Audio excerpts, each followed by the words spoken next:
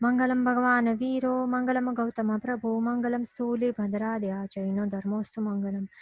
અક્ષત પૂજામાં સાથે સાથે આપણે નૈવેદ્ય પૂજા અને ફળ પૂજા પણ જોઈ લેશું.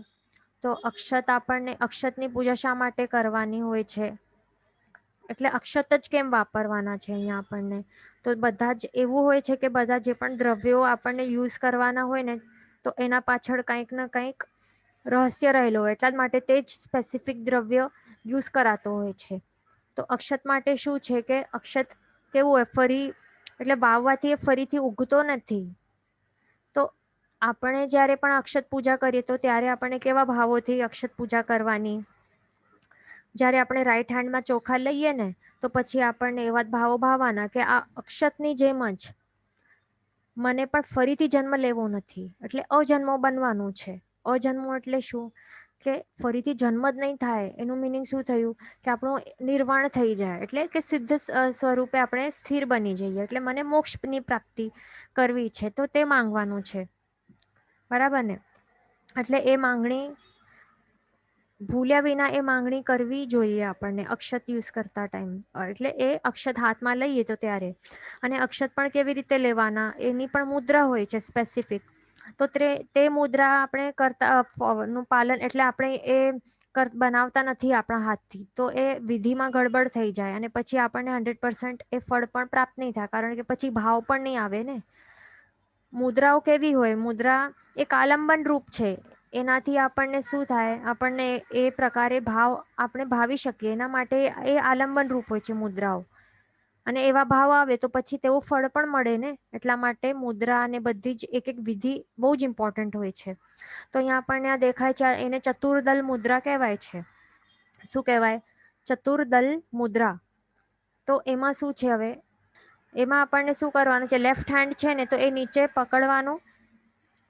તો એ લેફ્ટ હેન્ડ એ કેવું છે, જે 4 આંગળીઓ દેખાય છે ને, તો તે આપણને વિચારવાનું, જેમ કે કમળની 4 પાંખડીઓ છે, એમાં નામ જ છે ને ચતુર્દલ મુદ્રા, એટલે 4 દલ એટલે કે પેટલ્સ. તો 4 કમળની જેમ કે પાંખડીઓ છે, તો એવી રીતે. તો એ કોની ઉપમા આપેલી છે? 4 ગતિરૂપ જે સંસાર છે, દેવ, મનુષ્ય, નરક અને તિર્યંચ, 4 ગતિરૂપ જે સંસાર છે, તો એ એવું છે આ ચતુર્દલ મુદ્રા. તો એને છોડીને જે ઉપર રાઈટ હેન્ડ મૂક્યો છે ને, તો એના ઉપર ચોખા આપણા છે ને, રાઈટ હેન્ડમાં ચોખા પકડવાના છે, ધારણ કરવાના છે. તો આપણને શું ભાવવાનું છે કે આ 4 જે આ ચતુર્દલ મુદ્રા દ્વારા આપણને એવા ભાવ ભાવવાના છે કે આ 4 ગતિરૂપ જે સંસાર છે, જે નીચે લેફ્ટ હેન્ડના 4 છે, તો એ છોડીને, એ સંસાર 4 ગતિરૂપ સંસારને ત્યાગીને, એ છોડીને મને ચોખાની જેમ, આ અક્ષતની જેમ અજન્મો બનવાનું છે. નથી ઉપર ઉઠવાનું છે, બરાબર? અજન્મો બનવાનું છે. તો એવા ભાવો આપણને આ ભાવવાના છે, તે ધ્યાન રાખવાનું. તો એવી રીતે આપણને આ મુદ્રા, અને એમાં પછી આવી રીતે આપણે દુહો બોલવાનો, એવા ભાવો ભાવી લેવાના. પછી શું કરવાનું? જે રાઈટ હેન્ડમાં ચોખા છે ને, તો પછી એ મુઠ્ઠી વાળી લેવાની. હવે તો આવી રીતે, હવે આ મુઠ્ઠી વાળી દીધી અને આ અંગૂઠો છે તો તે સ્ટ્રેટ ઉપર પકડવાનો, એવી રીતે કે આપણને સિદ્ધિ ગતિ એ ઉપર આપણને પહોંચવાનું છે, સિદ્ધ શિલાએ. તો એવી રીતે આપણને કરવાનું, એવી રીતે પકડવાનું. અને પછી એ જ મુદ્રામાં આપણને પછી ઢગલીઓ બનાવવાની. તો સૌથી પહેલા કઈ ઢગલી મૂકવાની સિદ્ધ શિલા માટે? જે અહીંયા દેખાય છે ને, અહીંયા સૌથી પહેલા ઢગલી ક્યાં મૂકવાની? ચોખાની, સિદ્ધ શિલાની ત્યાં ઢગલી મૂકવાની. પછી રત્નત્રયની, દર્શન, જ્ઞાન, ચારિત્ર. અને પછી સાથિયા માટે ઢગલી મૂકવાની. તો આવી રીતે ઢગલીઓ મૂકીએ આપણે. પછી હવે શું કરવાનું? સૌથી પહેલા આપણને સાથિયાનું આલેખન કરવાનું. ઢગલીઓ મૂકવાની પહેલા સિદ્ધ શિલાની, પછી રત્નત્રયની અને પછી સાથિયાની. પણ જ્યારે આપણને આલેખન કરવાનું હોય છે, એટલે ડ્રો કરવાનું છે, તો સૌથી પહેલા કોને ડ્રો કરવાનું? સાથિયાને. અને એ પણ કઈ આંગળીથી? તર્જની આંગળીથી, જે ફર્સ્ટ ફિંગર છે ને, તો એ તર્જનીથી આપણને સાથિયાનું આલેખના કરવાની. સાથિયો એટલે શું? એ પણ 4 ગતિનું પ્રતીકરૂપ છે, બરાબર? આ શું છે? 4 ગતિનું પ્રતીકરૂપ છે આ સાથિયો. એમાં 4 એવા છેડાઓ છે ને, તો એ 4 ગતિનું પ્રતીક બને છે આ સાથિયો. કેટલાક જણ હમણાં એવું કહેવા લાગ્યા છે કે જે ગૌલીઓ બનાવીએ છીએ ને આપણે, સાથિયા અને ગૌલીઓ એ આપણે બનાવતા હોઈએ છીએ, તો એમાં આવા કર્વ્સ નહીં કરવાના. તો એવું કંઈ નથી.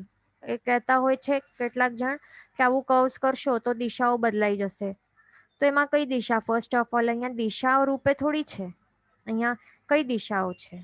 આ દિશાનું પ્રતીક નથી, માત્ર 4 ગતિનું પ્રતીક રૂપ બને છે. આ 4 લાઇન્સ છે ને, એટલે અહીંયા કર્વ્સ કરી શકીએ, ડિઝાઇનર બનાવી શકીએ, એમાં કોઈ પ્રોબ્લેમ નથી. પણ હમણાં એવું ન્યૂ કંઈક વિચારીને આવું કહેવા લાગ્યા છે કે આવા કર્વ્સ નહીં બનાવવા, દિશાઓ બદલાઈ જશે. પણ અહીંયા દિશાઓનું કંઈ છે જ નહીં ને લેવા દેવા. એવું કંઈ થોડી દિશા છે કે આ ઈસ્ટ દિશામાં અહીંયા માત્ર નરક ગતિ છે, પછી આ ઉપરવાળીમાં કંઈક દેવલોક છે.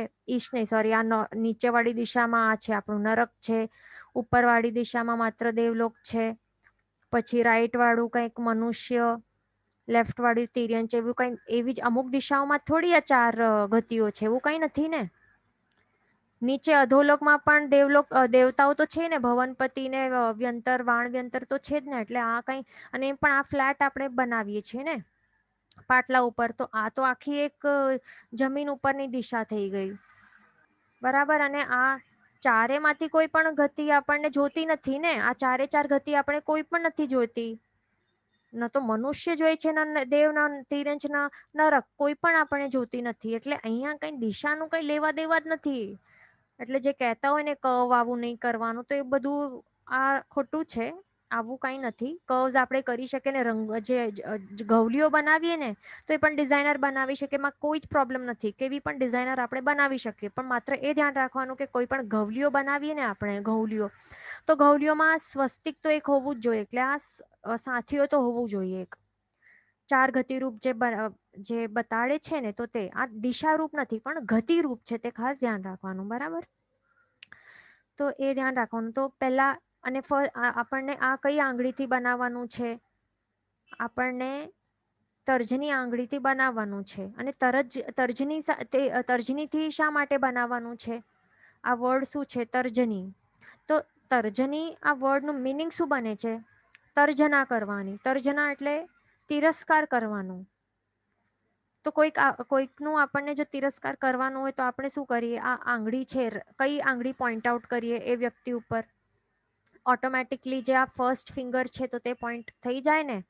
સામેવાળા વ્યક્તિ ઉપર કંઈક આરોપ નાખવાનું છે કે કહેવાનું છે કે તે આવું કર્યું, તે આવું કર્યું, તે આવું છે, તો ફર્સ્ટ ફિંગર આપણે પોઈન્ટ આઉટ કરીએ ને તર્જના કરવા માટે, તિરસ્કાર કરવા માટે. તો આપણને આ જ ફિંગર તર્જના કરવા માટે, તિરસ્કાર કરવા માટે આપણને યુઝ કરવાનું છે. એનાથી જ આપણને સ્વસ્તિક બનાવવાનું છે કે હવે આ મારું આત્મા જે છે, હવે આ તર્જના કરવા તૈયાર થયો છે. આ 4 ગતિરૂપી સંસાર મને કોઈ પણ નથી ગમતી. એ 4 ગતિ તર્જના, તિરસ્કાર કરવા યોગ્ય છે. મને આ 4 ગતિ જોતી જ નથી. હવે મને 5મી ગતિ જોઈએ છે. પંચમ ગતિ કઈ છે? આ સિદ્ધ ગતિ, મોક્ષ ગતિને પ્રાપ્તિ કરવાની છે. તો એવી તિરસ્કાર વાળી ભાવનાથી આપણને આ 4 ગતિરૂપ સંસારને આપણને તર્જની આંગળીથી આપણને આવી રીતે આલેખના કરવાની છે. તે ધ્યાન રાખવાનું.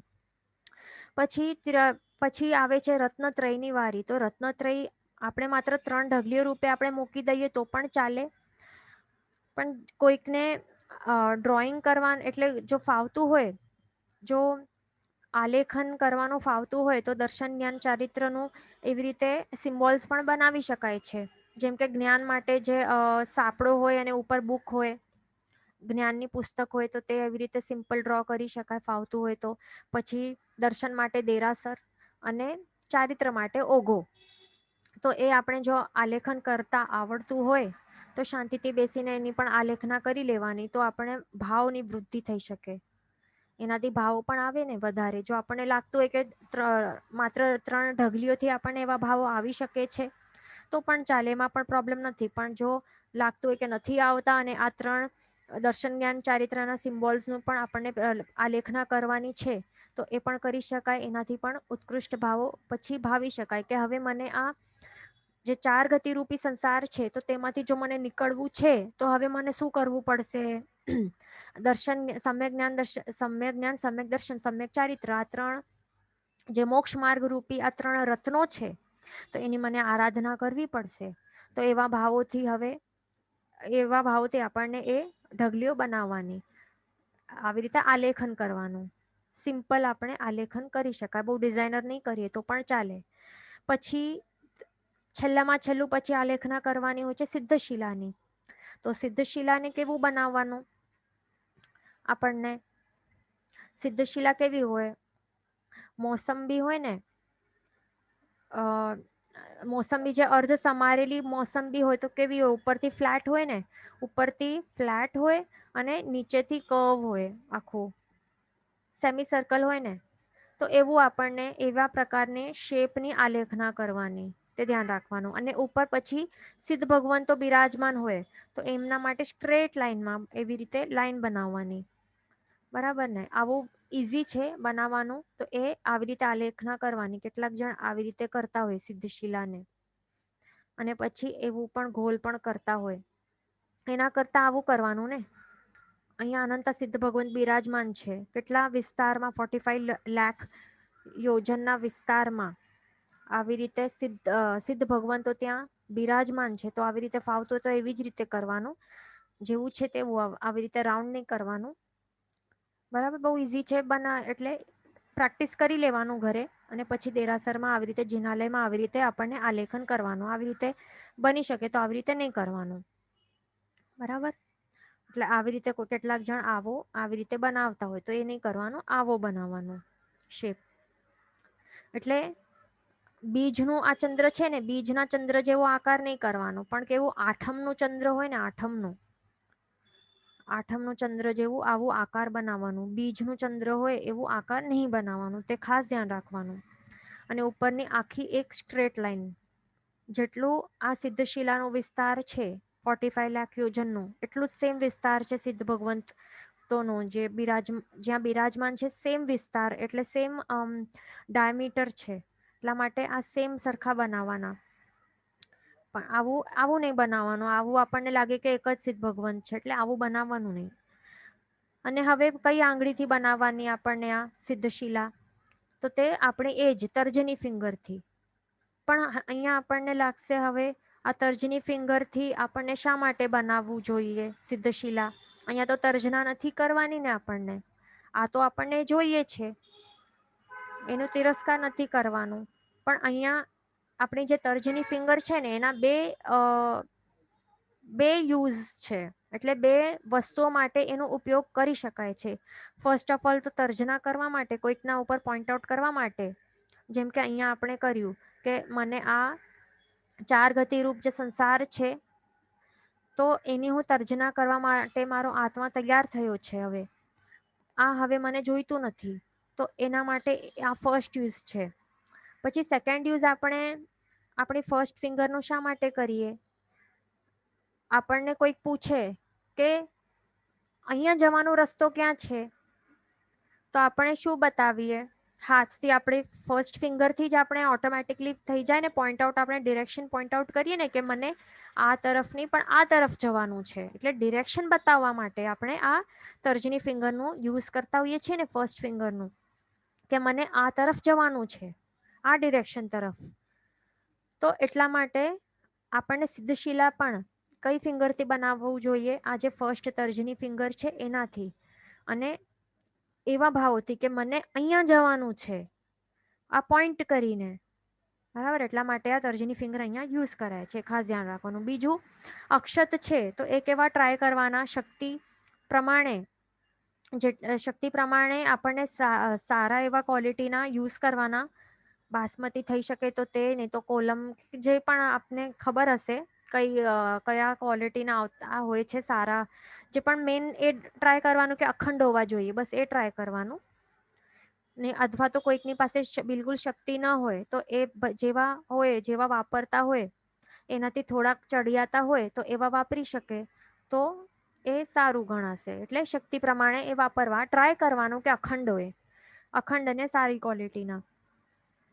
તો આવી રીતે. પણ કેટલાક જણ પછી એવું વિચારતા હોય કે ઘઉલી બહુ બ્યુટીફુલ બનાવવાની છે, તો એના માટે આવા લાંબા લાંબા ચોખા વાપરશું, લાંબા બાસમતીના, તો શેપ ને બહુ સારું નથી આવતું. તો એ નથી વિચારવાનું ને આપણને. અખંડ જ વાપરવાના, લાંબા લાંબા અખંડ હોય, શક્તિ હોય તો એવા વાપરવાના. એનાથી પણ બનાવી શકાય છે ગૌલીઓ, એ ટ્રાય કરવાનું. ઉત્કૃષ્ટ દ્રવ્યથી ઉત્કૃષ્ટ ભાવો આવી શકે ને આપણને, એટલા માટે. અને ઉત્કૃષ્ટ ફળ પ્રાપ્ત કરી શકાય.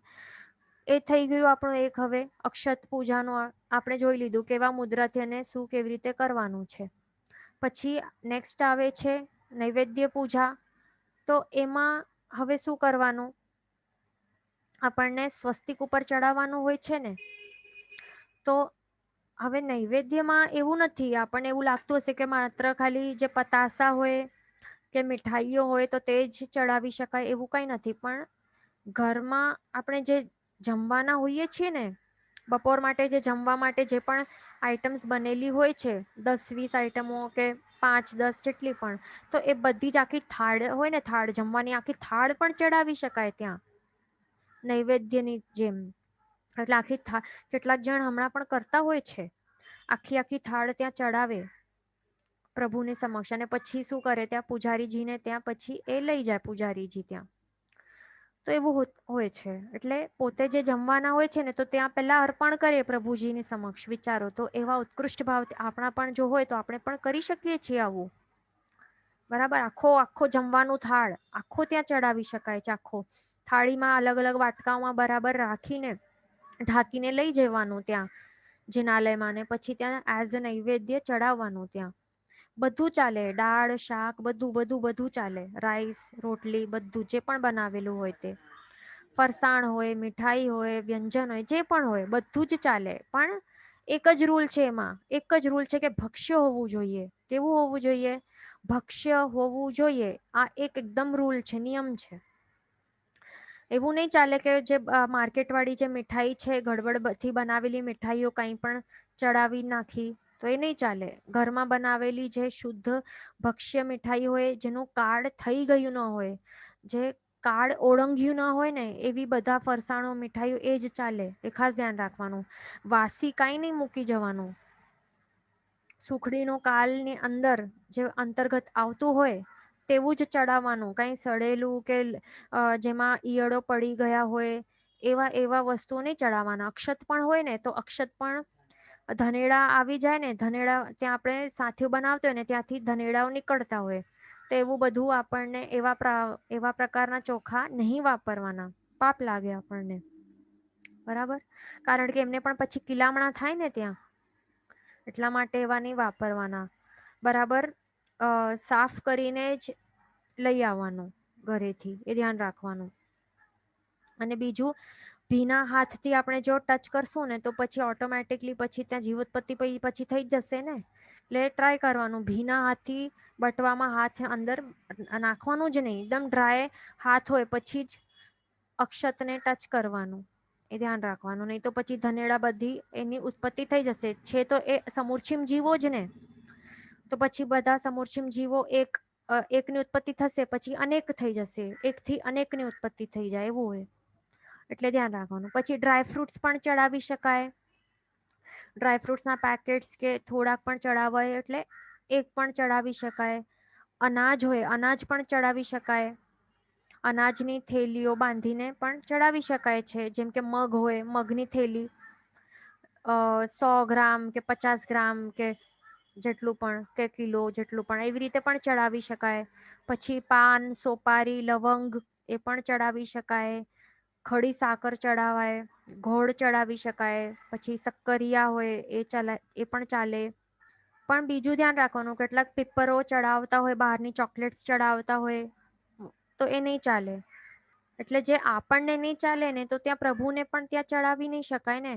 ત્યાં પ્રભુ એટલે ત્યાં જિનાલયમાં પણ જે આપણને નહીં ચાલે, જે સાધુ ભગવાનને નહીં ચાલે, જે આપણને નહીં ચાલે, તો તે પ્રભુને પણ ત્યાં ધરવું નહીં. એ ખાસ ધ્યાન રાખવાનું.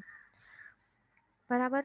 તો આ નૈવેદ્ય પૂજા આપણે કેવા આપણે આ મુદ્રા કેવી પકડવાની, તો તે આપણે મુદ્રા આપણે જોઈ લઈએ. કેવી મુદ્રાથી આપણને નૈવેદ્ય પૂજા કરવી જોઈએ. તો આ છે કઈ? સંપુટ મુદ્રા.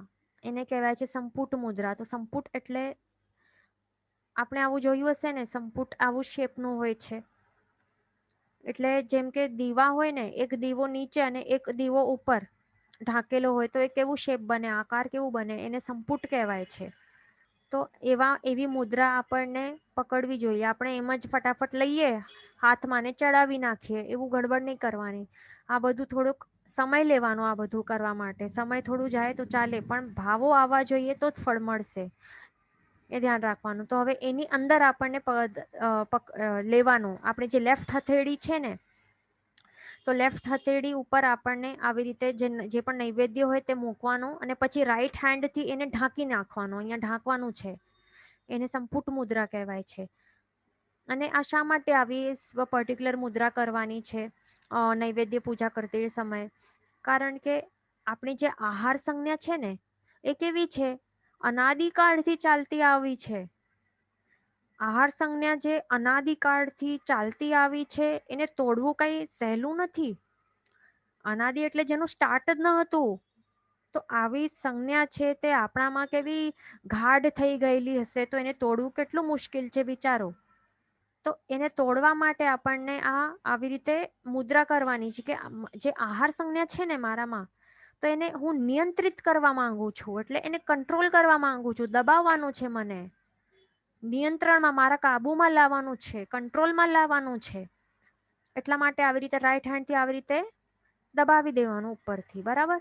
એવા ભાવોથી કે આજે હાથમાં પકડ્યો છે તો ત્યાં હવે ભાવ એવા નહીં ચાલવા જોઈએ કે બહુ શું ટેસ્ટી છે, તો એવા ઉલટા પ્રકારના ભાવો નહીં ચાલવા જોઈએ. કે જે હાથમાં જો આપણે મીઠાઈ ધારણ કરેલી હશે તો ત્યારે આપણને એવું મન ન થવું જોઈએ કે ટેસ્ટી છે, ઘરે જઈને હું ખાઈશ. આ જે લાડુ છે કે મીઠાઈ છે તો એ ઘરે જઈને મને ખાવાનું છે, બસ એવા ત્યારે ભાવો નહીં ચાલવા જોઈએ. ભાવો કેવા ચાલવા જોઈએ ત્યારે?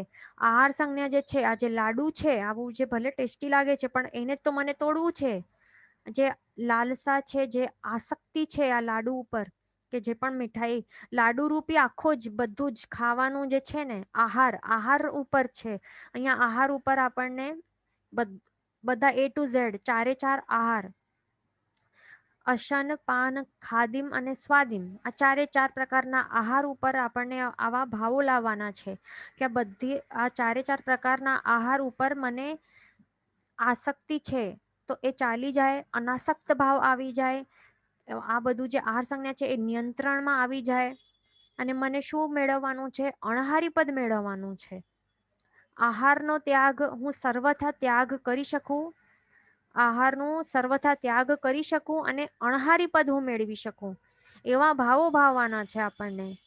અણહારી પદ એટલે શું? જ્યાં આહારની જ્યાં એક વખત પહોંચ્યા બાદ આહાર કરવાનું જ નથી ક્યારે પણ, સાદી અનંતકાળ સુધી જ્યાં આહાર ક્યારે પણ કરવું પડતું જ નથી, તો એ પદને શું કહેવાય છે?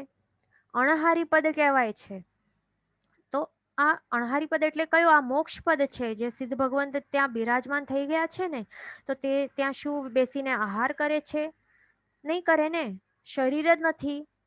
તો શરીરને ટકાવવા માટેની જે આહાર જોઈએ, ચારે ચાર આહાર, તો એમને જોઈતા જ નથી. તો એટલા જ માટે એ સ્થિતિને, મોક્ષ વાળી જે અવસ્થા છે, સિદ્ધ અવસ્થા છે, એને અણહારી પદ કે અણહારી અવસ્થા કહેવાય છે. તો એ આપણને પ્રાપ્ત કરવાનું છે. તો એવા ભાવો આપણને ભાવવાના છે, બરાબર? એ ખાસ ધ્યાન રાખવાનું. એટલે આપણને ઘરેથી જે આપણે લઈ આવ્યા છે તે બટવામાંથી જલ્દી લાડુ લઈને ત્યાં મૂકી દઈએ આપણે સ્વસ્તિક ઉપર, અને પતી ગયું. તો એવું કરવાથી કાંઈ પણ ફળ મળવાનું નથી, કારણ કે ભાવ જ નથી આવ્યા ને. આ બધું આપણે આલંબન રૂપે કરી રહ્યા છે. આ જે સંપુટ મુદ્રા છે, અંદર પકડવાનું છે, દુહા બોલવાના છે, ભાવો ભાવવાના છે. દુહા બોલી દીધું છતાં પણ આપણને લાગે કે ભાવ આવ્યા નથી, તો પોતાની લેંગ્વેજમાં મનમાં આવા ભાવો ભાવવાના આપણને, બરાબર? પ્રભુને આપણને આ બધું ભાવો વ્યક્ત કરવાના. આવા ભાવો આવશે તો જ ફળ મળી શકશે ને, નહીં તો નહીં મળે. એમ જ લાડુ ચડાવી દીધું અને ચાલ્યા ગયા, પછી આગળની ફળ પૂજા કરી તો કંઈ ફળ મળવાનું નથી આપણને. એટલા માટે શાંતિપૂર્વક આ બધી ઇમ્પોર્ટન્ટ પૂજાઓ છે. એટલા માટે શું કરવાનું? ટ્રાય કરવાનું કે શક્તિ પ્રમાણે ઉત્કૃષ્ટ દ્રવ્ય ચડાવવાનું. જેટલું ઉત્કૃષ્ટ એવું દ્રવ્ય હશે તો ઉત્કૃષ્ટ એવા ભાવો પણ આવશે આપણને, અને ઉત્કૃષ્ટ ભાવ આવશે તો ડાયરેક્ટ ઉત્કૃષ્ટ ફળ પણ મળશે ને. એટલા માટે બધું ધ્યાન રાખવાનું. પછી કેટલાક જણ શું કરે, નૈવેદ્ય લઈ ના આવે, એટલે પ્રમાદના કારણે હોઈ શકે છે, કંટાળાના કારણે હોઈ શકે છે, નૈવેદ્ય લઈ નહીં આવે અને ત્યાં પૈસા ચડાવી નાખે સ્વસ્તિક ઉપર, તો તે ચાલે નહીં? ચાલે ને. જે વિધિ બતાવેલી છે આપણને શાસ્ત્રમાં, તો તે જ વિધિપૂર્વક આપણે જો કરશું ને બધું, તો જ ફળ મળશે ને. માત્ર પૈસાથી તું શું ફળ આવશે? પૈસા જોઈને આપણને આ જે માંગણી કરવાની છે, જેવા અહીંયા કેવા ભાવો લાવવાના છે, સ્પેસિફિક ભાવો છે ને. સ્પેસિફિક ભાવો શું છે કે કંઈક જે ખાવાની વસ્તુ છે તે ચડાવવાની છે, તો ખાવાની વસ્તુને જોઈને આપણને એ જ ભાવો ભાવવાના છે કે આ ખાવાની વસ્તુ ઉપર મને જે મન થાય છે ને, તો એ મન એ થવાનું બંધ થઈ જાય. મને ખા ખા ખા એ ચાલુ જે હોય છે ને, કે મને આ ખાવું છે, આ ટેસ્ટી ટેસ્ટી ખાવાનું છે, જે મન થાય છે, જે ઈચ્છા ઉદ્ભવે છે, તો એ બધું કંટ્રોલમાં લાવવાનું છે. તો ત્યાં આપણે જો પૈસા ચડાવશું, તો તે પૈસાને જોઈને આપણને આવા ભાવો આવશે? પછી નહીં આવે ને. અણહારી વાળા જે ભાવો છે, તો તે પૈસાને જોઈને નહીં આવશે, બરાબર ને. એટલા માટે આહારને જોઈને જ આપણને ભાવ આવશે ને, કે આ જ આહારને મને ત્યાગ કરવાનું છે. અનાદિકાળથી ચાલતી આવી આ જે આહાર સંજ્ઞા છે, એને મને નિયંત્રિત કરવાનું છે, એને તોડવાનું છે. ત્યાં પૈસા આપણે મૂકશું સંપુટ મુદ્રામાં, તો ક્યાં શું ભાવ આવશે? એટલા માટે ખાસ ધ્યાન રાખવાનું કે જે વિધિ છે ને, જે દ્રવ્યથી કરવાની હોય, જે દ્રવ્યથી આપણને કરવાની કીધેલી હોય છે, તો તેમાં કંઈક રહસ્ય હશે. એટલા જ માટે પર્ટિક્યુલર દ્રવ્ય દ્વારા જ એ વિધિ કરવામાં કહેલું છે આપણને, કારણ કે એનાથી જેવા સ્પેસિફિક ભાવો આવવાના છે. આ બધા દ્રવ્ય આલંબન રૂપ બને છે સ્પેસિફિક ભાવો આવવા માટે. તો ટ્રાય કરવાનું અને એ જ કરવાનું. જે દ્રવ્ય છે એ જ દ્રવ્ય વાપરવાના, પૈસા નહીં ચડાવવાના ત્યાં, બરાબર. એ ખાસ ધ્યાન રાખવાનું. પ્રમાદને છોડવાનું છે આપણને. એટલે જે પણ સાથીઓ હોય, કે ઘઉલી બનાવીએ કે નંદાવર્ત બનાવીએ, જે પણ બનાવીએ, એના ઉપર આપણને આવી રીતે આખાની આખી થાળ હોય તો થાળ ચડાવવાની, નહીં તો જે પણ મીઠાઈ કે જે પણ લાવ્યા હોય તે ચડાવી શકાય છે. તે ધ્યાન રાખવાનું. અહીંયા ક્વેશ્ચન છે કે ખજૂર, ડેટ્સ આર અલાઉડ, ખજૂર ચાલે કે નહીં? તો ખજૂર પણ ચાલે છે. આપણને જે ચારે ચાર આહાર છે ને, ચારે ચાર આહારમાંથી કાંઈ પણ આપણે ચડાવી શકીએ, પણ માત્ર એક રૂલ હોવું જોઈએ કે તે એ સિઝનમાં ભક્ષ્ય હોવું જોઈએ. એટલે ખજૂર ચડાવીએ તો તે કઈ સિઝનમાં? માત્ર વિન્ટર સિઝનમાં ચાલે ને, તો ત્યારે ચડાવવાનું, બાકીના ટાઈમ નહીં ચડાવી શકાય. કેટલાક જણ શું કરે, જે મેંગોઝ છે ને, મેંગોઝની સિઝન નીકળી જાય એટલે હવે અભક્ષ્ય બની ગયા છે, આદ્રા નક્ષત્ર બેસી ગયો છે, પછી તે ચડાવવાનું ચાલુ કરે. પછી તો શું પૂજારીજીને આ ખવડાવવાનું છે અભક્ષ્ય? અથવા તો ઘરમાં બચી ગયું હોય તો પછી પોતાને નથી વાપરવાનું, અને આદ્રા નક્ષત્ર બેસી ગયો અને બે રહી ગયા મેંગોઝ, તો પછી ત્યાં ચડાવે, તો એ કેટલું પાપ લાગે. તો પોતે તો વાપરતા નથી, પણ કરાવ્યું તો એ ફળ તો સેમ પ્રાપ્ત થશે ને. બીજાને ખવડાવ્યું તો પાપ તો લાગશે જ ને. વળી અનુમોદનાના ભાવ આવી ગયા કે હાશ, દેરાસરમાં ચડાવી નાખ્યું, થઈ ગયું આપણું પૂરું. તો એટલે ત્યારે આપણને અનુમોદના કરવાનું પણ એ પાપ લાગી જાય ત્યાં. એટલે એ નહીં કરવાનું, એ બધું ગડબડ નહીં કરવાની, વિવેકપૂર્વક કરવાનું છે બધું, સમજી વિચારીને, બરાબર ને. દેરાસર કોઈ એવી વસ્તુ, એવી જગ્યા નથી કે જે પણ નથી જોઈતું ત્યાં મૂકી આવી શકાય. એ ખાસ આપણે મનમાં જે આવવું હોય ને, ઉપાશ્રય ને દેરાસર ને બધા શું માને સમજે છે કે જે વસ્તુ જોઈતી ન હોય ત્યાં મૂકી આવવાની. ભગવાનના ફોટોઝ નથી જોઈતા, કટાસણું એક્સ્ટ્રા છે, ચળવળાનું દાંડો એ તૂટી ગયો છે, તો હવે શું કરવાનું? ચાલો ઉપાશ્રયમાં મૂકી આવીએ, દેરાસરમાં મૂકી આવીએ, આ બધું કરીએ આપણે. બધું નહીં કરવાનું, પાપ લાગશે. ખાસ ધ્યાન રાખવાનું, બહુ પાપ લાગશે, બરાબર. એટલે આપણને ધ્યાન રાખવાનું. બીજું, હા, તો હવે આપણે ફળ, અહીંયા ક્વેશ્ચન છે કે we have to do round hand or keep study while saying દુહા. તો આપણે જ્યારે દુહા બોલીએ ને, તો ત્યારે હાથ સ્ટડી રાખવાના, એટલે સ્થિર રાખવાના. સો દેટ શું થાય, આપણે જો એક્શન પણ ચાલતી હશે તો પછી ભાવો નહીં ભાવી શકશું, એટલે સ્થિર રાખવાના છે મેન તો. દુહો બોલતી વખતે શાંતિથી સ્થિર રાખવાના. અને પછી જે આપણે અષ્ટપ્રકારી પૂજા કરીએ, આપણે દુહો બોલી નાખીએ, પછી ડંકા વગાડીને એક જણ જ્યારે ડંકા વગાડે છે 27 ડંકા, તો ત્યારે એ ગોલ ગોલ ફરાવવાનું હોય છે એ વખતે. ક્લોકવાઇઝ ડિરેક્શનમાં તે ધ્યાન રાખવાનું. બરાબર. અહીંયા ક્વેશ્ચન છે, if due to more items we are not able to fit it into સંપુટ મુદ્રા ધેન વોટ ટુ ડુ. તો આવી રીતે જેમ અહીંયા આ શ્રાવકે કર્યું છે ને ફોટોમાં, આ થાળી લઈને કેવી રીતે કર્યું છે, તો એવી રીતે કરી શકાય. અથવા તો એક હાથ નીચે રાખવાનું થાળીની અને બીજો એવી રીતે કરીએ, પણ તો પછી બધું પડી જાય એ બધું ધ્યાન રાખવાનું કે પડી નહીં જાય નીચે, બધું પડીને પછી આ ખરાબ થઈ જાય. પછી જો મીઠાઈ હોય તો પછી ત્યાં પછી કીડી વગેરે આવી જાય ને, જીવોત્પત્તિ ત્યાં, એટલે જીવો ત્યાં આવી જાય અને પછી હિંસા થઈ શકે છે. એટલા માટે ધ્યાન રાખવાનું કે કાંઈ પણ નીચે નહીં પડે. બીજું, અક્ષત પૂજા કરતા ટાઈમ શું થાય, અહીંયા અક્ષત પડી જાય પછી લોકો ચાલ્યા જાય ઉઠીને, પોતાની ક્રિયાવિધિ પૂરી કરીને ચાલ્યા જાય. આપણને શું ફરક, આપણું ઘર થોડી છે અહીંયા કે અક્ષત પડ્યા તો પડ્યા જમીન ઉપર નીચે.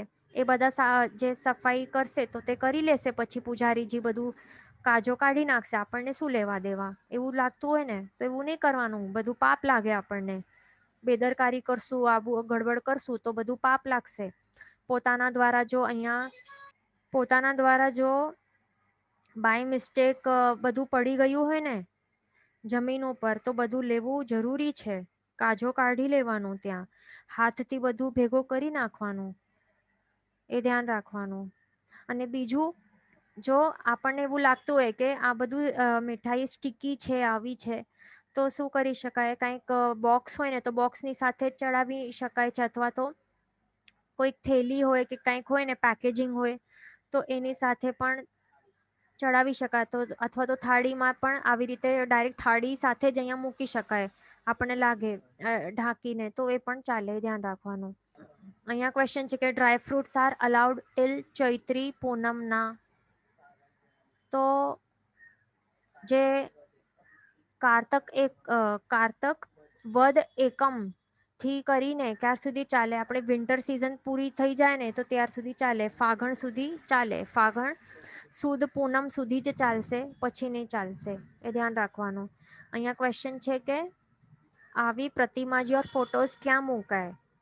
તો પહેલા તો આપણને ભેગી જ નહીં કરવાની આટલી બધી, જેટલી હોય ને તો તે પછી સાચવી રાખવાની લાઈફ ટાઈમ સુધી. આપણને વિચારો કે આપણો ફોટો કોઈક લે અને પછી ક્યાંક બીજે ક્યાં ફેંકી દે, મૂકી દે, કેવું લાગે. આ તો ભગવાન છે, ભગવાનનું આપણે જો ફોટો વસાવ્યું ને ઘરમાં, તો પછી ક્યારે પણ કાઢી નાખવાનું, ક્યારે પણ ભાવ નહીં કરવાના. પછી પ્રભુને જ્યાં પણ આપણે બિરાજમાન કર્યું હોય તો ત્યાં રહેવા દેવાનું લાઈફ ટાઈમ સુધી, કાઢવું નહીં પછી, એ ધ્યાન રાખવાનું. એટલે વસાવવું જેટલું વિચારીને જ વસાવવાનું. ઘરમાં જે પણ ફોટોઝ ને જે પણ આપણે મૂકીએ ને મૂર્તિઓ, એક્સ્ટ્રા લેવાની નહીં. બરાબર ને, કે પછી આપણને પછી એવા ભાવ આવે કે હવે નથી જોઈતા કાઢી નાખવાની છે, તો એનાથી ભાવો પણ કેવા આવે છે. આ 3 લોકના નાથ છે, આ પ્રતિમાજી કોની છે, ભગવાનની છે ને. 3 લોકના નાથને કાઢી નાખવાનું, ક્યાં મૂકું, આવા ભાવો આવશે. પાપ કેવા લાગશે, કેવા પાપ કર્મોનું બંધ થશે, વિચારવા જેવું છે. એટલા માટે જો લેવું જેટલું કે આપણે વસાવી શકીએ, અને ઉત્કૃષ્ટ એવા ભાવોથી, અને એક વખત ઘરમાં જે પણ છે પછી ક્યારે પણ એને કાઢી નાખવાના ભાવો ક્યારે નહીં લાવવા. બરાબર ને, એટલે ધ્યાન રાખવાનું.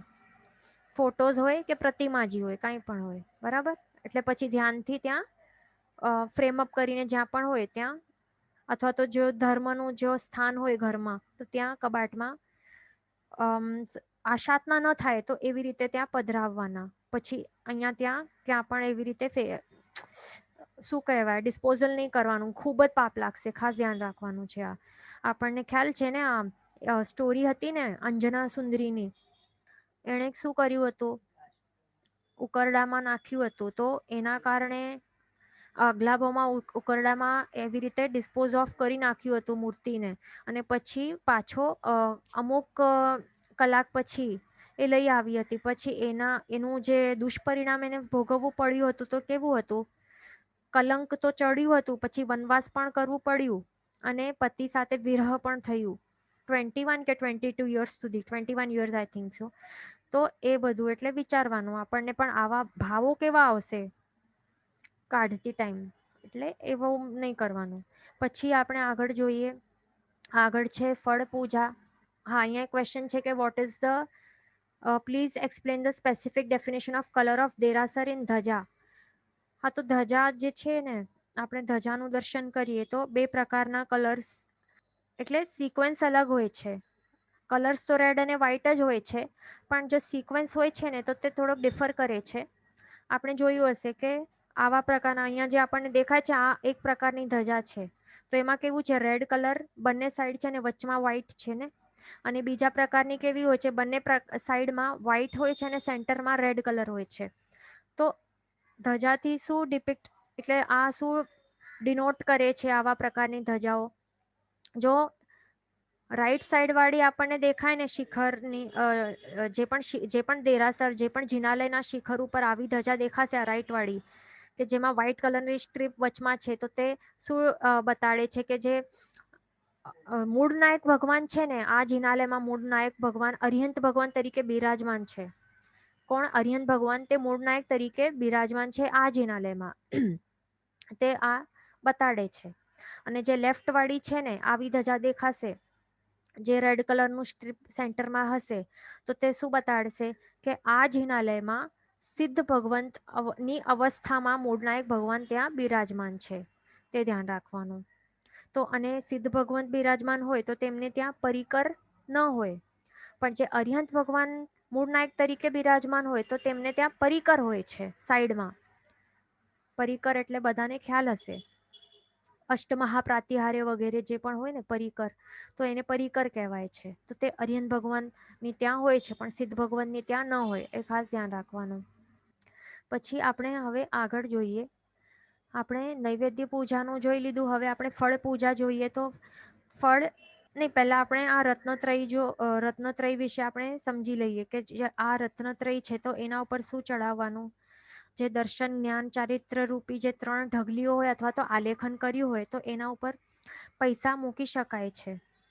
અને કેવા ભાવોથી મૂકવાના પૈસા અહીંયા. અને એવું જરૂરી નથી કે ત્રણેય પણ ઉપર અલગ અલગ મૂક્યો, અલગ અલગ પણ મૂકી શકાય, અથવા તો સેન્ટરમાં ત્રણેયનું એક સાથે પણ મૂકી શકાય છે. પણ ભાવો કેવા ભાવવાના છે? આ 3 ઢગલીઓ શેની છે? ફર્સ્ટ ઓફ ઓલ, આ રત્નત્રયી છે. શું છે? રત્નત્રયી છે. એને શું કહેવાય છે? દુર્લભ એવા રત્નત્રયી છે આ. સમ્યક દર્શન, સમ્યક જ્ઞાન, સમ્યક ચારિત્ર. તો મારી પાસે હજી સુધી આ નથી, આપણી પાસે નથી ને, એવું જ હમણાં તો એવું જ માનીને ચાલવાનું. હશે આપણામાંથી કેટલાક ભાગ્યશાળી પુણ્યશાળીઓ હશે સમકીતી પણ આપણને એવું જ માની, આપણા પાસે જો લક્ષણો ન દેખાય 5 લક્ષણો, તો એ જ સમજી લેવાનું કે આપણા પાસે હજી સુધી આ રત્નત્રયની હજી સુધી આપણામાં પ્રાપ્તિ થઈ નથી. આપણા આત્મામાં આ 3 રત્નત્રય પ્રગટ થયા જ નથી. તો એટલા માટે આપણને કેવા ભાવો ભાવવાના છે આ પૈસા અહીંયા મૂકીને, કે આ ધન સંપત્તિ જે હું મૂકું છું ને આ 3 ઢગલીઓ ઉપર, તો એનું તો કઈ મૂલ્ય જ નથી. આ પૂતગલ રૂપી આ ધન સંપત્તિ, આ પૈસા છે, આ કોઈન્સ છે કે નોટો છે, આ શું છે? પૂતગલ રૂપી છે, ક્ષણિક છે, અને એનું તો કોઈ મૂલ્ય જ નથી આ રત્નત્રયની સામે. રત્નત્રય કેવા છે? અમૂલ્ય એવા રત્નો છે. તો એ મને પ્રાપ્ત કરવાના છે. આ બધું ત્યાગીને હું જલ્દીથી આ રત્નત્રયને પ્રાપ્ત કરી શકું, એની આરાધના દ્વારા હું મોક્ષ માર્ગ ઉપર ચડી શકું અને જલ્દીથી સિદ્ધ ગતિને પ્રાપ્ત કરી શકું. તો એવા ભાવો ભાવવાના છે.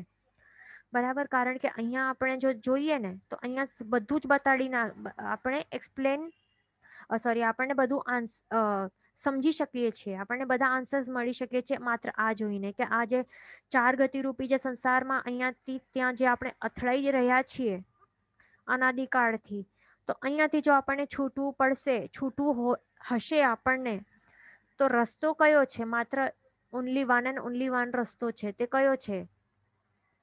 જો અહીંયાથી આપણને જો નીકળવું છે આ 4 ગતિરૂપી સંસારથી છૂટીને, જો આપણને સિદ્ધશીલા યા સિદ્ધ તરીકે બિરાજમાન થવાનું છે, તો રસ્તો કયો છે? આ રસ્તો તો અહીંયાથી જ જાય છે. બરાબર ને?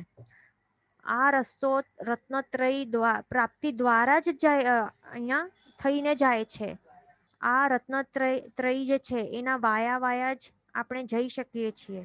આપણે કઈ અહીંયા છલાંગ લગાવીને આવી રીતે પહોંચી નહીં શકશું. કોઈ બાયપાસ રોડ નથી, ન તો કોઈ શોર્ટકટ નથી, ન તો લોંગ કટ, ને કોઈ પણ નથી. માત્ર એક ને એક જ રસ્તો છે અહીંયા, સમ્યક જ્ઞાન, સમ્યક દર્શન, સમ્યક ચારિત્ર રૂપી જે મોક્ષ માર્ગ છે તે માત્ર વન એન્ડ ઓનલી વન માર્ગ છે. અને આ સુધી અનંતા આત્માઓએ જેટલા પણ આત્માઓએ આ સિદ્ધ ગતિને પહોંચ્યા છે તો તેઓ આવી રીતે આના થ્રુ જ પહોંચી શક્યા છે. રત્નત્રયી મેળવ્યા બાદ જ જઈ શક્યા છે, પહોંચી શક્યા છે. એટલે આ કેટલું ઇમ્પોર્ટન્ટ છે. તો તે મને મેળવવાનું છે. આ દુર્લભ એવા રત્નત્રયીને મને મેળવવાનું છે. આ બધું ધન સંપત્તિ જે હું ચડાવું છું તો તેનું મૂલ્ય કાંઈ નથી. આ બધું ત્યાગીને મને આ બધું મેળવવાનું છે અને સિદ્ધ ગતિએ પહોંચવાનું છે. એવા ભાવોથી આપણને આ અહીંયા પૈસા જે છે તો તે ચડાવવાના છે, તે ધ્યાન રાખવાનું. બીજું, અહીંયા આપણા પાસે જો ચાંદીની ઘીની હોય કે સોનાની ઘીની હોય તો તે પણ અહીંયા ચડાવી શકાય છે. કોઈ પણ મૂલ્યવાન વસ્તુ હોય ને એવી પૈસા કે ઘીનીઓ તો તે અહીંયા ચડાવી શકાય છે. રત્ન હોય, રત્ન પણ ચડાવી શકાય. કારણ કે રત્નો હોય, આપણે જો ફિંગરમાં જે રત્ન પહેરતા હોઈએ ને અલગ અલગ રત્નો, તો એ રત્ન પણ ચડાવી શકાય છે. આખી વીંટી પણ ચડાવી શકાય છે કે આ રત્ન તો કોઈ મૂલ્યના નથી, આ રત્નત્રયી મને મેળવવાની છે, એ અમૂલ્ય છે. એ આપણને એવા ભાવો ભાવવાના છે, ધ્યાન રાખવાનું. પછી આગળ આપણે જોઈએ કે હવે તો હવે ફળ પૂજા આપણે જોઈએ.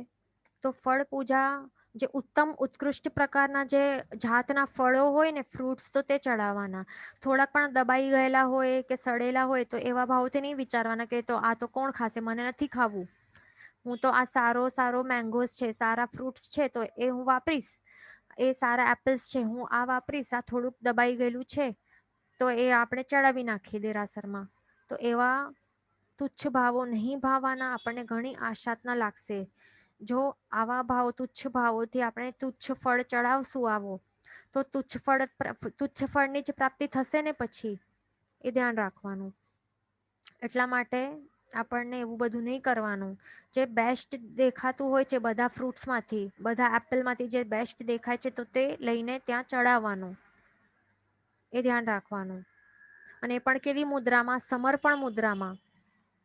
આપણે એ મુદ્રા પણ જોઈ લઈએ. આપણને સમર્પણ મુદ્રામાં ચડાવવાનું. તો એ પણ કેવા ભાવોથી? જો આવી રીતે એને કહેવાય છે સમર્પણ મુદ્રા. એ યાદ રાખવાનું. તો આ સમર્પણ મુદ્રામાં ફળને, ફ્રૂટ્સને ધારણ કરીને આપણને એવા ભાવ ભાવવાના કે મારી પાસે આજે જે પણ કંઈ પણ છે ને તો એ બધું પ્રભુના, એટલે કે આપના, એટલે પ્રભુને કહેવાનું, આપના કારણે જે બધું મને પ્રાપ્ત થયું છે. કારણ કે પૂર્વ ભવોમાં, આ ભાવમાં મેં કંઈક તો આપની પૂજા ભક્તિ કરી હશે તો એના કારણે જે પણ મારું પુણ્ય કર્મ બંધાયું છે, એટલે આપના કારણે જ બધું મારા આપની ભક્તિ કરવા દ્વારા મારા પુણ્ય કર્મ બંધાયા છે. તો એના ઉદયથી મને આ ફળ રૂપે આ બધું મળ્યું છે, પ્રાપ્ત થયું છે. આ જે પણ સુખ સંપત્તિ વગેરે જે પણ પદાર્થો છે એ બધું મને આપના કારણે જ પ્રાપ્ત થયું છે. તો આ બધું જે છે એ આપનું જ છે, મારું કાંઈ નથી. તો એવા સમર્પણ ભાવથી આપણને આ સમર્પણ મુદ્રામાં ફળ ચડાવવાનું છે. આ બધી વસ્તુઓ છે એ બધા ઉપર મને હવે આસક્તિ તોડવાનું છે. આ મારી છે જ નહીં. કંઈ પણ મળ્યું છે બધું આપના કારણે મળ્યું છે. આ મારું છે જ નહીં કંઈ. આ બધી વસ્તુ ઉપર મને આસક્તિ આવી ગઈ છે તો એ તોડવાની છે. આ બધી વસ્તુ ઉપર મને આસક્તિ તોડીને મોક્ષ ફળની પ્રાપ્તિ કરવાની છે. એટલા માટે પ્રભુ આપના ચરણમાં હું બધું આ સમર્પિત કરવા ઈચ્છું છું. મોક્ષ ફળ પ્રાપ્ત કરવાને માટે આ બધું ત્યાગીને મને ઉત્કૃષ્ટ એવું મોક્ષ ફળ જોઈએ છે. તો એવા ભાવોથી આપણને આ ફળ પૂજા કરવાની છે. એટલે કેટલી ઇમ્પોર્ટન્ટ છે આ ફળ પૂજા પણ. ફટાફટ એવું નહીં કરવાનું કે કંઈક ચીકુ કે કંઈક એપલ લીધું અને ત્યાં બસ ચડાવી દીધું, મૂકી દીધું અને થઈ ગયું. ભાવો કરવા બહુ ઇમ્પોર્ટન્ટ છે. ભાવો નહીં કરશું તો બધું નિરર્થક છે. આવી કેટલી અનંતી વખત આપણે આવી ફળ પૂજાઓ કરી હશે જિનાલયોમાં, અનંતી વખતે, છતાં પણ હજી સુધી મોક્ષ ફળ શા માટે પ્રાપ્ત નથી થયું? કારણ કે જેવા ઉત્કૃષ્ટ ભાવો આવવા જોઈએ તેવા ભાવો આપણે ભાવ્યા જ નથી ને.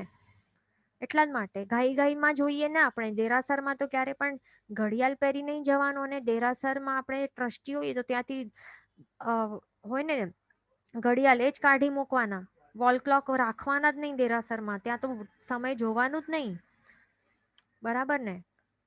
ત્યાં તો સમય બધું ભૂલી જવાનું, શું ચાલે છે એવા ભાવો આવવા જોઈએ આપણને. સંસાર એમ પણ આપણે નિસીહી કહેતા હોઈએ તો ત્યારે એ જ આપણે પ્રતિજ્ઞા લેતા હોઈએ ને કે હવે હું સાંસારિક જે પણ નિસી એક પ્રતિજ્ઞા રૂપી જ છે. આપણે આ ભૂલી જઈએ છીએ. નિસી શું છે? નિસી બીજું કઈ નથી, એક પ્રતિજ્ઞા રૂપી આ વર્ડ છે કે હવે હું સંસારની કઈ પણ વિચારણા કરીશ જ નહીં. છતાં પણ આપણે વિચારો કેટલી વખત આ પ્રતિજ્ઞા રૂપી જે નિસી આપણે બોલીએ કેટલી વખત તોડી હશે. આપણે જિનાલયમાં ત્યાં બેસી બેસીને સંસારિક વિચારો કરતા હોઈએ ટાઈમ જોઈ જોઈને કે હવે આનું ટાઈમ થઈ છે, તેનું ટાઈમ થઈ છે, ભાગવું છે, ફટાફટ ચડાવી નાખીએ. ભાવો તો કઈ આવે નહીં, ભાવો આવશે નહીં તો એક અપેક્ષા કહી શકાશે કે એ બધું જે ફળ મૂક્યું છે પણ વેસ્ટ જ ગયું ને. જે પણ ફ્રૂટ્સ ચડાવ્યું, જે પણ દ્રવ્યો ચડાવ્યું, બધું વેસ્ટ જ ગયું. એ જ કહી શકાશે એક અપેક્ષાએ, જો ભાવો નથી આવ્યા. એટલા માટે એ ધ્યાન રાખવાનું. આ આપણને ફળ ક્યાં ચડાવવાનું છે? સિદ્ધશિલા ઉપર ચડાવવાનું છે. બીજું એ ધ્યાન રાખવાનું, જે પણ અભક્ષ્ય ફળો હોય ને, અભક્ષ્ય ફળ એ બિલકુલ નહીં ચડાવવાના. નાના નાના બોર હોય કે જાંબુ હોય, એવા એવા તુચ્છ ફળ હોય તો તે નહીં ચડાવવાના. એ ધ્યાન રાખવાનું. બરાબર. પછી જે ડ્રેગન ફ્રૂટ જેવા હોય કે જે અનંતકાય ઉપર ઉગે છે, તો એ અનંતકાય ઉપર ઉગતા એવા ડ્રેગન ફ્રૂટ પણ આપણાથી વપરાય નહીં તો ચઢાવાય પણ નહીં. એ પણ ખાસ ધ્યાન રાખવાનું. બરાબર. પછી આપણે આગળ જોઈએ. એક આપણો અષ્ટમંગલ પૂજા છે. હવે એ રહી ગયું છે અષ્ટમંગલ પૂજા, જે આપણને અહીંયા દેખાય છે ને. જો આ શ્રાવકે કેવી રીતે કર્યું છે, આ સાચી રીત છે જે કોઈ પણ ફોલો નથી કરતો આજના સમયમાં. આ જ ફોલો કરવા જેવી રીત છે. આ બધું આપણને ફરીથી રીસ્ટાર્ટ કરવાનું છે. આજ સુધી નથી કરતા, કોઈ વાંધો નથી. આપણા માટે આપણા પાસે સમય ન હોય ને એટલા માટે શું કરેલું છે, આવી પાટલીઓ ત્યાં મૂકતા હોય છે. હવે દેરાસરમાં પહેલાના સમયમાં આવી પાટલીઓ ધાતુની આ અષ્ટમંગલની પાટલીઓ મુકાતી ન હતી. પહેલાના સમયમાં જેમ આપણે પહેલા જોયું ને, આ શ્રાવકે કેવી રીતે કર્યું છે. આજે ભાગ્યશાળી જે પુણ્યશાળી શ્રાવક છે એમણે કેવી રીતે કર્યું છે. જો આ પરફેક્ટ મેથડ છે. અષ્ટમંગલનું આલેખન કરવાનું હોય છે ચોખાથી. ચોખા પણ કેવા હોવા જોઈએ? જો શક્તિ હોય તો રત્ન ના કરવાના, રત્ન ન હોય તો ચાંદી કે સોના ચાંદીના અક્ષતોથી આવી રીતે અષ્ટમંગલનું આલેખન કરવાની. જે આ અષ્ટમંગલની આલેખના કોણે કરી હતી? કોઈને યાદ છે? કોઈને યાદ હોય તો ચેટ બોક્સમાં લખી નાખવાનો આન્સર, તો આપણને ખ્યાલ આવશે કે આપ યાદ રાખો છો કે નથી યાદ રાખતા. બરાબર. આ કોણે કરી હતી અષ્ટમંગલની? ચાંદીના ચોખાથી આલેખના પ્રભુ સમક્ષ કોણે કરી હતી? તે ક્વેશ્ચન છે. એક જણે નથી કરી, ઘણા જણ કરતા હોય છે અને ઘણી વખત આ ક્લુ છે. ઓકે, તો આપણને શું કરવાનું છે? આવી રીતે આપણા પાસે જો ચાંદી સોના ચાંદીના અક્ષતો ન હોય તો પછી જે સાચા અક્ષતથી બનેલા જ અક્ષત હોય એટલે આ ચોખા જ, તો તે વાપરી શકાય છે. આવા પ્રકારના 8 પ્રકારના જે ખૂબ કહેવાય છે એવા માંગલિક શું કહેવાય, મંગલમય એવા આકારો છે. અષ્ટમંગલ શું છે? જે મંગલમય કહેવાય ને એવા પ્રકારના આકારો છે. તો એવા આપણને આલેખના કરવાની. જો આપણા પાસે જો ડ્રો કરતા આવડતું ન હોય તો એવા જે, જો અહીંયા રાઈટ આન્સર આવી ગયું છે ભાવેશભાઈ ગડાનું, કે ઇન્દ્ર મહારાજે કરી છે ભગવાનના બર્થ ટાઈમ પર. તે રાઈટ આન્સર છે. એક જ જણને યાદ છે. હવે બધાને યાદ રાખવું પડશે. જ્યારે જન્માભિષેક, જ્યારે પ્રભુનું જન્મ કલ્યાણ ઉજવતા હોય ને ત્યાં મેરુ શિખર ઉપર પ્રભુનું જેટલા પણ આર્યન ભગવાનનું જન્માભિષેક થાય છે ને, ત્યાં 64 ઇન્દ્રને તેમના પરિવાર સહિત બધું જન્મ મહોત્સવ બધું સેલિબ્રેટ કરવામાં આવે છે. તો પછી શું થાય, આખો અભિષેક થઈ જાય ને પછી ત્યાં શું કરે, બધું વસ્ત્ર બધું પહેરાવવામાં આવે, આભૂષણો બધું, અને પછી ત્યાં વિલેપન ને બધું કરવામાં આવે ને પ્રભુનું બાળકનું. તો પછી ત્યાં પ્રભુની સમક્ષ જ ઇન્દ્ર મહારાજે શું કરે, આજે 8 આવા જે મંગલમય ઉત્કૃષ્ટ એવા જે આકારો છે ને, આ શેપ્સ છે, તો એની આલેખના કરે ચાંદીના રૂપાના અક્ષતથી પ્રભુ સમક્ષ. રત્નના સ્વર્ણના અને રત્નથી જડિત એવા જો પાટલો હોય ને એના ઉપર આવી રીતે આલેખના કરે ઇન્દ્ર મહારાજા. તો તો એવી રીતે એના માટે આપણને આ કરવાનું છે, બરાબર? એવા ભાવો ભાવીને આપણને કરવાનું છે. બીજા કેવા ભાવો ભાવવાના છે કે હા, પહેલા તો આપણે આ જોઈએ કે આ કઈ આંગળીથી કર. આ તો અહીંયા કાર્વ કરેલું છે ને, કાર્વિંગ કરેલું છે, એમાં ચોખા માત્ર ભરી નાખ્યા છે. જેને આવડતું ન હોય એવી રીતે કરતા હોય, પણ આપણને સિમ્પલ જ છે. આ જોઈ શકો છો ને, આકાર કેટલા સિમ્પલ છે. થોડુંક પ્રેક્ટિસ કરશો તો આ કાર્વિંગ કેવી રીતે કરેલી છે, બસ સિમ્પલ એવા આકારો કરશો ને ડ્રો, તો પણ ચાલશે. બહુ સિમ્પલ છે. જો આવા આકારો ડ્રો કરી લેવાના. અંદરની બધી ડિઝાઇનિંગ નહીં કરશું ને તો ચાલશે. બહારનું આકાર આવવું જોઈએ થોડુંક. ઓલમોસ્ટ આવું સિમિલર આવી જશે તો પણ ચાલશે. સિંહાસન છે, આ સિંહાસન ખબર પડે છે ને. પછી અહીંયા રાઈટમાં સંપુટ છે, તો આવું પછી બે મત્સ્ય છે, આ દર્પણ છે, નંદાવર્ત છે, આવા પણ, અને શ્રીવત્સ છે. પછી અહીંયા આ છે કલશ છે. બહુ સિમ્પલ છે. અંદરની ડિઝાઇનિંગ નહીં કરશું, ડિટેલિંગ નહીં કરશું તો ચાલશે. બહારનું બસ આકાર આવી ગયો ને, બસ થઈ ગયું, ચાલશે આટલું, બરાબર ને? તો હાથ એટલે આપણને કઈ આંગળીથી કરવાની? જે આપણી તર્જની આંગળી છે, તો સોરી, આપણને હા, તર્જની આંગળીથી આલેખના કરી શકાય. પણ હવે સમજો કે આપણે આવું કરતા નથી, આપણે બહુ પ્રમાદી છીએ, સાચી આવી રીતથી આપણે કરતા નથી અને પ્રમાદી બની ગયા છે. તો શું કરવાનું? જે ધાતુની પાટલી છે ને, જે જિનાલયમાં મૂકેલી હોય આવી રીતે, તો ત્યાં શું કરવાની? આપણે જોઈએ છે ને, ઘણા જણ અહીંયા કેસર લાગેલી હોય, ચંદન લાગેલી હોય, તો એ પૂજા કોઈએ કરી ન હશે. આના ઉપર પૂજા નહીં કરાય, એની આલેખના કરવાની હોય છે. તો આલેખના પણ શેનાથી? ચંદન દ્વારા કરવાની. તો જે ચંદનવાળી જે આંગળી હોય, જે તર્જની આંગળી હોય, તો એનાથી કરવાની હોય છે, બરાબર? ચંદનવાળી આંગળી લેવાની અને પછી એનાથી આપણને આલેખના કરવાની. જેવું જેવું શેપ છે ને, એના ઉપર આવી રીતે ફેરવી દેવાનું. ચંદનવાળી આંગળી હોય ને, એનાથી આવી રીતે જેવું શેપ હોય એવી રીતે આપણને ડ્રો કરવાનું. એવા ભાવોથી કે આપણે જે પ્રભુની અહીંયા પૂજા કરી છે, જે પણ આ અષ્ટમંગલ છે, હા, પહેલા તો હા આવી રીતે આલેખના કરવાની. અને પછી શું કરવાનું? આખો આપણે એના ઉપર સેમ આપણે આલેખના કરી દીધી. પછી પ્રભુની સમક્ષ, પ્રભુની સામે આપણને ક્લોકવાઇઝ આવી રીતે ધરવાનું હોય છે, બરાબર? આવી રીતે ક્લોકવાઇઝ આવી રીતે ફેરવવાનું પ્રભુની સમક્ષ. આવી રીતે ગોલ ગોલ આપણને ધરવાનું.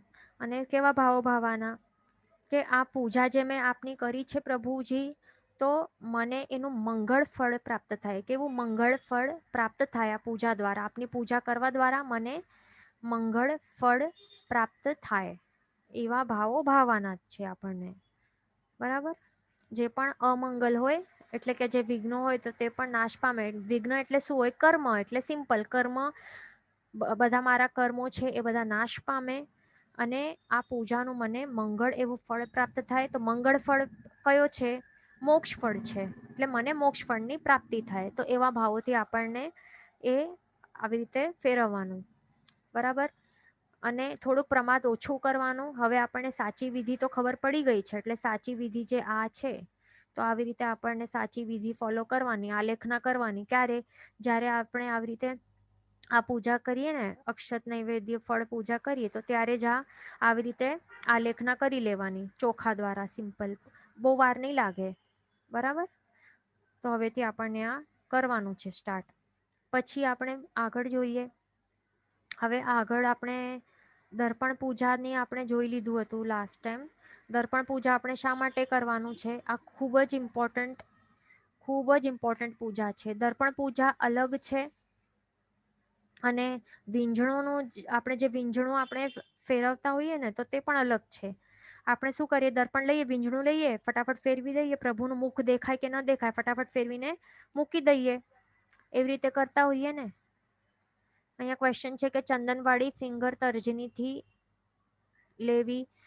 હા, તો એ તર્જનીથી આપણે આલેખના કરતા હોઈએ તો એનાથી કરી શકાય છે, બરાબર? એ ધ્યાન રાખવાનું. તો આપણે વાત કરતા હતા દર્પણ પૂજાની. તો એ કેવી રીતે કરવાનું? આપણું જે હૃદય છે એની પાસે દર્પણ ધારણ કરવાનું, ત્યાં રાખવાનું. પછી પ્રભુજીનું અને વીંઝણું લેવાનું નથી, હજી વીંઝણું પછી લેશું. હમણાં માત્ર આપણા હાથમાં માત્ર એક દર્પણ હોવું જોઈએ. વીંઝણું હાથમાં જ નથી લેવાનું. હાથમાં હોય તો એનું યુઝ નહીં કરવાનું. આપણને લાગતું કોઈ બીજું કોઈ લઈ લેશે એટલે લઈ લેવાનું. એવી રીતે કરતા હોય બધા, એવી રીતે નહીં કરવાનું. માત્ર દર્પણ લેવાનું હાથમાં, પેલા શાંતિથી દર્પણ પૂજા કરવાની, કારણ કે આ ખૂબ જ ઇમ્પોર્ટન્ટ પૂજા છે. એમ કહી શકાય કે જે આપણે બધી મેન આપણે પૂજા શા માટે કરીએ છીએ, દ્રવ્યથી પૂજા, તો એનું જે મેન રહસ્ય છે ને, મેન મર્મ છે, તો એમાં સમાઈ જાય છે. મેન આપણને પ્રભુ પૂજા શા માટે કરવાની હોય છે, જે સાકાર એવા પ્રભુની પૂજા શા માટે કરવાની છે દ્રવ્યથી, આપણને નિરાકાર એવી અવસ્થા ઉપર પહોંચવાની છે. એના માટે આપણે કરતા હોઈએ છીએ ને, તો એના માટે આપણને શું કરવાનું, આ દર્પણ પૂજા બહુ જ ઇમ્પોર્ટન્ટ, સૌથી ઇમ્પોર્ટન્ટ કહી શકાય છે. એક અપેક્ષા. તો એના દ્વારા આપણને શું રિયલાઇઝેશન થવું જોઈએ, પ્રભુનું પ્રતિબિંબ, જ્યારે આપણે પ્રભુના પ્રતિબિંબનું આપણે જ્યારે દર્શન કરીએ ને દર્પણમાં, તો ત્યારે આપણને કેવા ભાવો ભાવાના છે.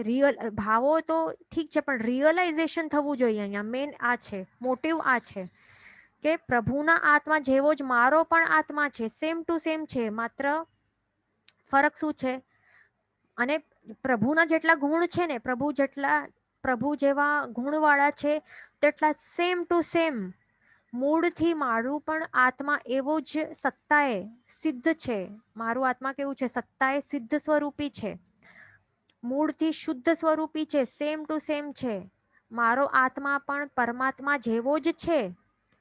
એટલે પ્રભુના દર્શનથી આપણને પોતાના આત્માના દર્શન કરવાના છે. શું કરવાનું છે અહીંયા? પ્રભુના દર્શન, પ્રતિબિંબના દર્શન કરીને આપણે પોતાના આત્માના દર્શન કરવાના છે, કે મારો આત્મા પણ અહીંયા આવું સેમ છે, ભગવાન જેવું જ. એટલા માટે હૃદયમાં આવી રીતે, ત્યાં સ્થાને આપણને આવી રીતે ધારણ કરવાનું છે. આવા ભાવો રિયલાઇઝેશન સાથે થવા જોઈએ. માત્ર ભાવો ભાવવાના નથી, રિયલાઇઝેશન, અનુભૂતિના સ્તરે સુધી પહોંચવાનું છે આપણને. અને મેન પ્રભુ પૂજાનો જે મેન મૂળ મોટિવ છે, તો આ જ છે ને, કે પ્રભુ દર્શનથી આત્માના દર્શન, પોતાના આત્માના દર્શન કરવાના છે. તો એટલા માટે દર્પણ પૂજા બહુ જ ઇમ્પોર્ટન્ટ છે. ત્યારે વીંઝણું લેવાનું નહીં વચમાં, બરાબર? એ ખાસ ધ્યાન રાખવાનું, વીંઝણું નહીં લેવાનું. નહીં તો પછી વીંઝણું ફેરવી નાખ્યું, પછી વીંઝણાના તો ભાવ અલગ જ કરવાના છે ને આપણને. વીંઝણું એ તો સેવક બુદ્ધિથી કરવાનું છે, એનો ભાવ અલગ છે. દર્પણ પૂજાના ભાવ અલગ છે, એનું રહસ્ય અલગ જ છે, એકદમ ઉત્કૃષ્ટ એવું, બેસ્ટ એવું છે, બરાબર ને? એટલા માટે એ ધ્યાન. અને હા, બીજું, જ્યારે આપણને પ્રભુ દર્શન દ્વારા આત્માના દર્શન, આપણા પોતાના આત્માના દર્શન થશે, તો એ જ તો સમ્યક દર્શન છે ને. બીજું શું છે? સમ્યક દર્શન એ જ છે કે આપણને પોતાના આત્માને ઓળખ્યું, આત્માના દર્શન થાય, તો તે જ સમ્યક દર્શન છે, બરાબર ને? એટલા માટે અહીંયા બહુ જ ઇમ્પોર્ટન્ટ આ પૂજા છે. પછી આ શાંતિથી ભાવો ભાવ્યા પછી વીંઝણું લેવાનું હાથમાં, વીંઝણું પછી લેવાનું. અને પછી શું કરવાનું? અહીંયા ક્વેશ્ચન છે કે પ્રભુજીનું પ્રતિબિંબ જોઈને આપણું પ્રતિબિંબ જોઈ શકાય નહીં, તો તે આપણને પોતાનું પ્રતિબિંબ નથી જોવાનું. આપણને શું કરવાનું છે?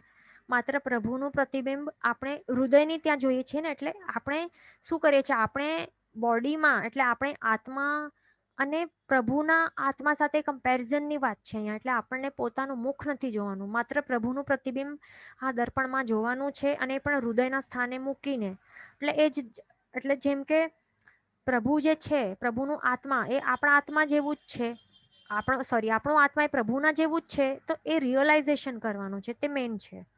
ઓકે, અહીંયા એક ક્વેશ્ચન છે કે બટ પ્રભુજી કર્મ ખપાવ્યા છે અને આપણા કર્મ છે. હા, તો એ જ ડિફરન્સ છે. એટલે મૂળથી આપણું આત્મા તો એટલા જ ગુણવાળું છે ને, અનંતા ગુણવાળું છે, સત્તાથી સિદ્ધ જ છે ને. કેવું છે? સત્તા એ સિદ્ધ છે, સિદ્ધ સ્વરૂપી છે. સત્તામાં બધા ગુણો પડેલા છે ને, એક પણ ગુણ ઓછું નથી. પ્રભુના જે આત્મા જેવું જ છે, માત્ર કર્મોથી લેપાયેલા છીએ આપણે, બસ આટલું ડિફરન્સ છે. જીન વચન વિરુદ્ધ બોલાયું હોય તો મિચ્છામી દુક્કડમ સર્વમંગલ માંગલ્યમ સર્વકલ્યાણ કારણમ પ્રધાનમ સર્વધર્માણમ જૈનમ જયતિ શાસનમ. પ્રણામ.